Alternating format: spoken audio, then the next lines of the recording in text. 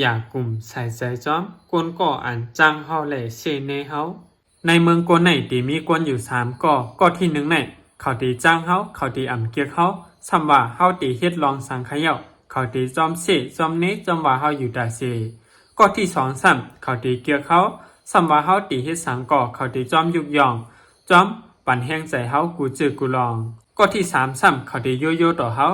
เขาตีอ่ำว่นเนื้อเฮาอีสังเขาตีไว้เหมือนหนังอ่ำฮู้จักเฮาก้อย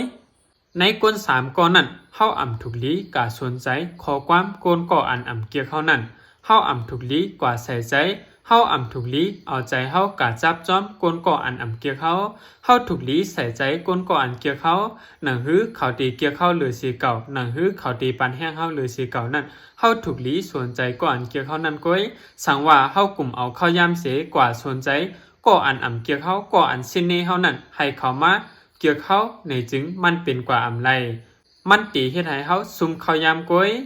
ย้อนเปิ้นนั่นแหละในเมืองกวนไหนไผใครจังไผใครซิไผใครเน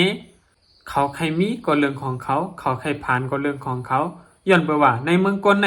กำเรือนสุดก่อเฮาไหลปึงอิงแขนขาดูเจ้าเก่าเสอยู่เศร้ากว่าก้อยเฮาอ่ำไหลปึงอิงแขนขาเปิ้นเสอยู่เศร้ากว่าก่ออันเกียกเขานั่นมีอ่านโหปากโหเฮงก้วยหนักก้นก่ออันอ่ำเกียกเขาซ้ำว่ามันตีมีอ่านโหหมื่นโหแสนโหล้านในสิดาก่อเฮาอ่ำถูกลีเอามาใส่ใจย้อนไปว่าก้นอ่านโหหมื่นโหแสนโหล้านนั่นเขาอ่ำไล่หาข้าวเสมาปั่นเฮากินโล